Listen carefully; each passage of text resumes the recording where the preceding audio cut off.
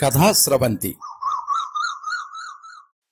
నిరంతర కథా ప్రసార వాహిని కథాస్రవంతిని ఆదరిస్తున్న అభిమాన శ్రోతలకు నమస్కారం. ఈనాటి కథకు స్వాగతం.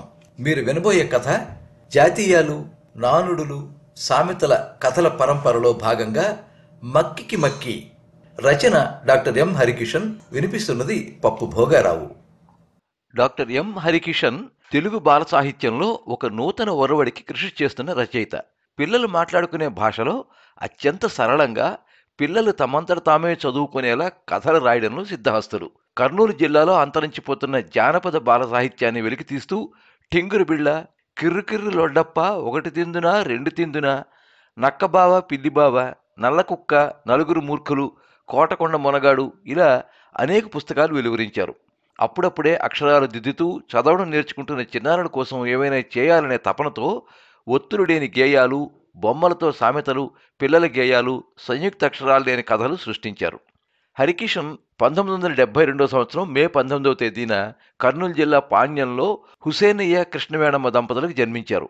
వీరు కేతి విశ్వనాథరెడ్డి కథలు, సామాజిక దర్శనం అనే అంశంపై పరిశోధన చేసి డాక్టరేట్ పట్టాను పొందారు. ప్రస్తుతం ఉపాధ్యాయులుగా పనిచేస్తున్నారు. 1997లో ఫ్యాక్షన్కు వ్యతిరేకంగా రాసిన తొలి కథ పడగనీడ ఆంధ్రజ్యోతి దినపత్రికలో ప్రచురితమైంది. 13 కథలతో మాయమ్మ రాక్షసి అనే కథా సంపుటిని, కర్నూలు జనజీవితాన్ని ప్రతిబింబించే 22 కథలతో కందనవోలు కథలు అనే కథా సంపుటిని ప్రచురించారు.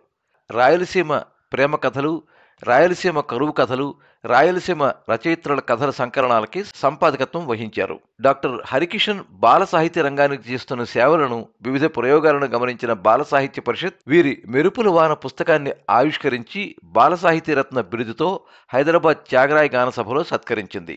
2024 సంవత్సరంలో మంగాదేవి బాల సాహిత్య పురస్కారాన్ని అందుకున్నారు.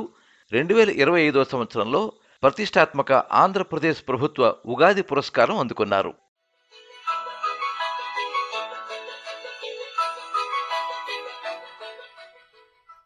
ఉన్నది ఉన్నట్లుగా ఒక్క అక్షరం ముక్క కూడా తేడా లేకుండా ఫుల్ స్టాప్లు, కామాలతో సహా రాస్తే దానిని మక్కికి మక్కి అంటారు. అచ్చుగుద్దినట్లు, తూచా తప్పకుండా అని కూడా ఈ జాతీయాన్ని వాడతారు. నిజానికి మక్కికి మక్కి అనేది వ్యంగ్యంగా వ్యతిరేకార్థంలో వాడే పదం.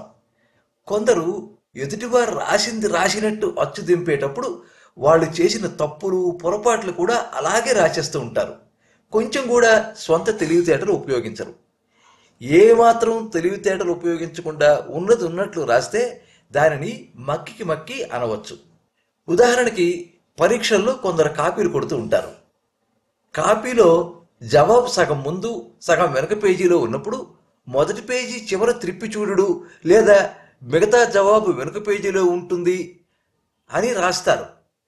ఈ బుర్రలేని కాపీరాయుళ్ళు దానిని ఏమాత్రం గ్రహించకుండా తమ జవాబు పత్రాల్లో కూడా త్రిప్పి చూడుము అని రాసేస్తూ ఉంటారు. దానినే మక్కికి మక్కి అంటారు.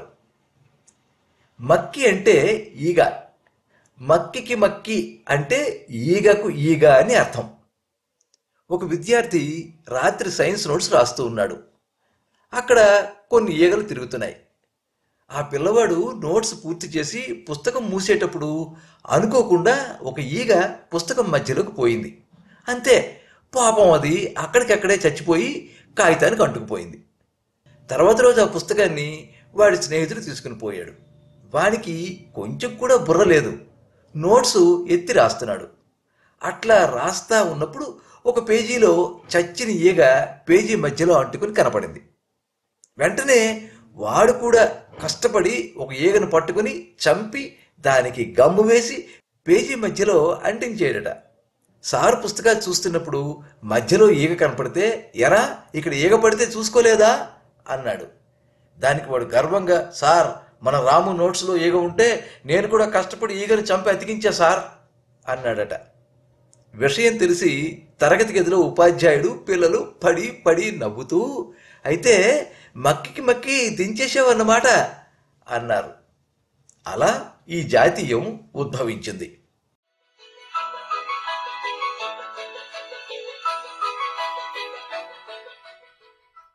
మీరింతవరకు మక్కికి మక్కి జాతీయం వెనుక ఉన్న కథ విన్నారు. రచన డాక్టర్ ఎం హరికిషన్, కర్నూలు. 9441032212. వినిపించినది పప్పు భోగారావు.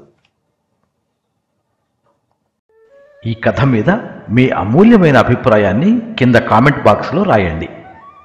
ఈ వీడియోని లైక్ చేయండి, మీ మిత్రులందరికీ షేర్ చేయండి. ఇలాంటి మరిన్ని మంచి కథలు వినిపించడానికి ఈ ఛానల్ని సబ్స్క్రైబ్ చేసుకోండి. పక్కనే ఉండే బెల్ ఐకాన్ని క్లిక్ చేస్తే ఇలా అప్లోడ్ చేసే వీడియోల వివరాలన్నీ కూడా మీకు ఎప్పటికప్పుడు నోటిఫికేషన్ ద్వారా తెలుస్తాయి. ఎప్పుడు మీ అభిమానాన్ని కోరుకునే పప్పు భోగారావు. సర్వే జనాః సుఖినో భవంతు. కథా స్రవంతి.